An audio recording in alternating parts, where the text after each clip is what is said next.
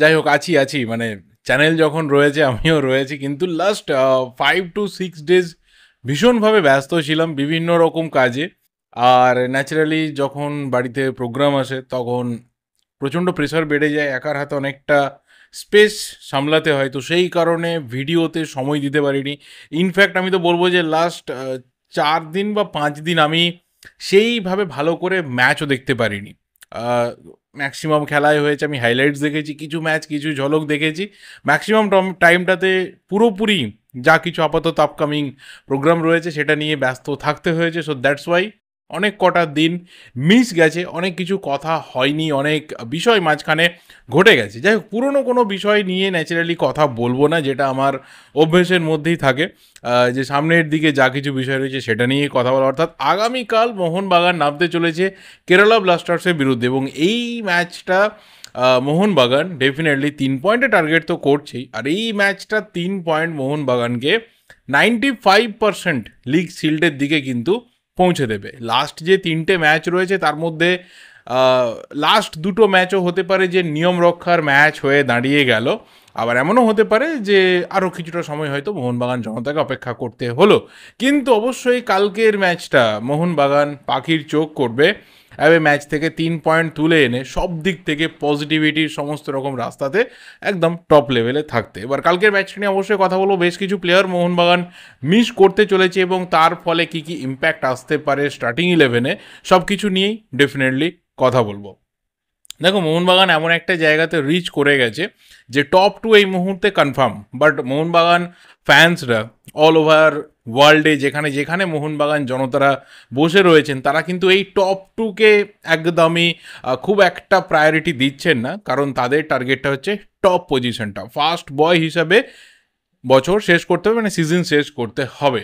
এবার back to back 2টো সিজনে ISL এ league shield winner এখনও অবধি কিন্তু হয়নি আইএসএল এ কেউই। 2019-20 থেকে যখন আইএসএল লিগ শিল্ড স্টার্ট হয়েছে তখন থেকে কিন্তু ডিফারেন্ট টিম বিভিন্ন সময়ে চ্যাম্পিয়ন হয়েছে। শুধুমাত্র মুম্বাই সিটি এফসি 2বার জিতেছে, কিন্তু দুটো পুরোপুরি ডিফারেন্ট সিজনে।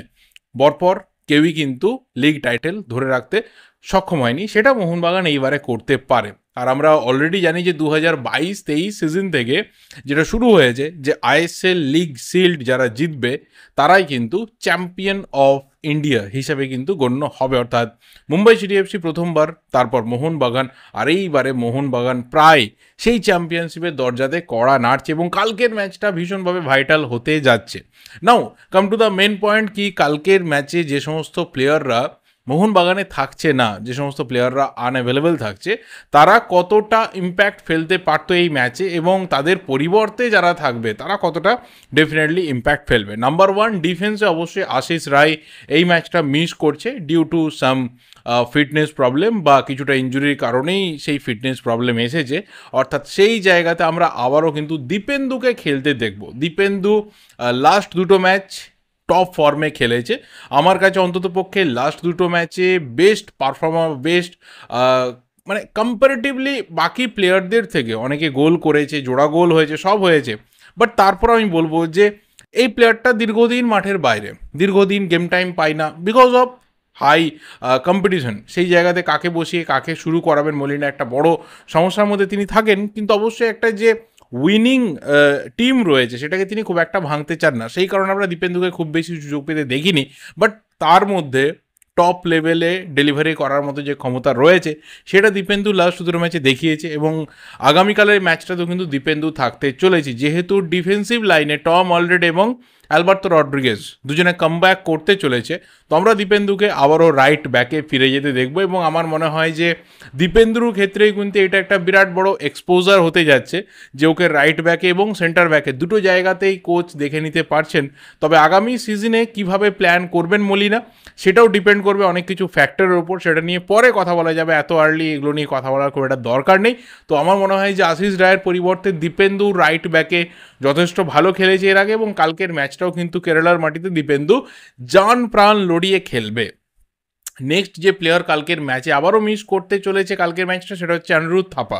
থাপার ক্ষেত্রে ফ্যাক্টরটা কিন্তু ডিফারেন্ট। থাপা ট্রেনিং করছে, বল নিয়ে ট্রেনিং করছে, সব কিছু করছে, বাট সামহাও মনে করা হচ্ছে যে শুধুমাত্র রেস্টের জন্য থাপাকে কিন্তু কালকের ম্যাচে ইউজ করা হবে না।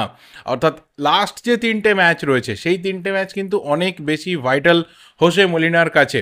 তো সেই জায়গা থেকেই হয়তো অনিরুদ্ধ থাপাকে তিনি রেস্ট দিতে চাইছেন, যে লাস্ট 3টে ম্যাচে তিনি যেন থাপাকে 100% ফিট অবস্থায় পান। এই ম্যাচে আননেসেসারি তাড়াহুড়ো করে নামিয়ে দিয়ে যদি পরে আরও রিস্ক বেড়ে যায়, সেটা তিনি একদমই ওঠাতে চাইছেন না। যেহেতু সাহাল আব্দুল সামাদ নেক্সট নামটা, সেই প্লেয়ারও কিন্তু কালকের ম্যাচটা মিস করতে চলেছে, এবং শুধুমাত্র কালকের ম্যাচ নয়, হয়তো পরবর্তী ম্যাচ সেটাও হয়তো সাহাল আব্দুল সামাদ মিস করতে পারে। তো পরপর 2টো ম্যাচ হয়তো সাহাল আব্দুল সামাদ মিস করবে, এবং সেই নিরিখে হয়তো অনিরুদ্ধ থাপাকে অনেক বেশি ফিট রাখার জন্য কালকে এই ডিসিশনটা হোসে মলিনা তিনি নিতে চলেছেন, যে অনিরুদ্ধ থাপাকেও তিনি মাঠের বাইরে রাখবেন। এবং অবশ্যই ইম্পর্টেন্ট ফরেন প্লেয়ার হিসেবে কিন্তু গ্রেগ স্টুয়ার্ট মিস করবে।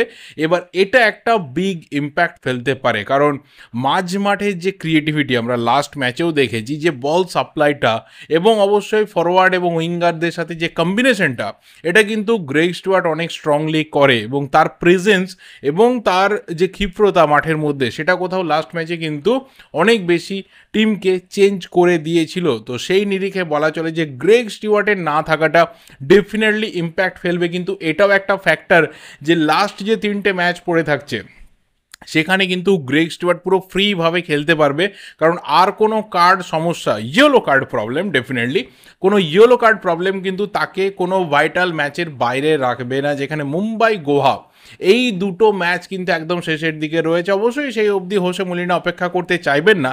তার আগেই কিন্তু তিনি চাইবেন যে কেরল এবং ওড়িশা এই 2টো ম্যাচ থেকে 3-6 পয়েন্ট তুলে এনে অনেক আগেই চ্যাম্পিয়নশিপের রাস্তা পরিষ্কার করে মোহনবাগানকে চ্যাম্পিয়ন করে দিতে। তো কালকের ম্যাচে এই 4জন প্লেয়ার থাকছে না, অ্যান্ড ডেফিনেটলি এই 4জনের পরিবর্তে যারা যারা দায়িত্ব পাবে তারা নিজেদের সর্বস্ব উজাড় করে দিয়ে কালকের ম্যাচটা থেকে মোহনবাগানকে 3 পয়েন্ট এনে দেবে। আর কেরালার মাঠে যখন খেলা, আমরা জানি যে দিমিত্রিয়স পেত্রাতস কিন্তু একটা আলাদা চার্জ নিয়ে নামবে এই ম্যাচে নিজের 100% বেশি দেওয়ার জন্য। পেত্রাতস এই মুহূর্তে ফিট রয়েছে, কোথাও কোনো প্রবলেম নেই।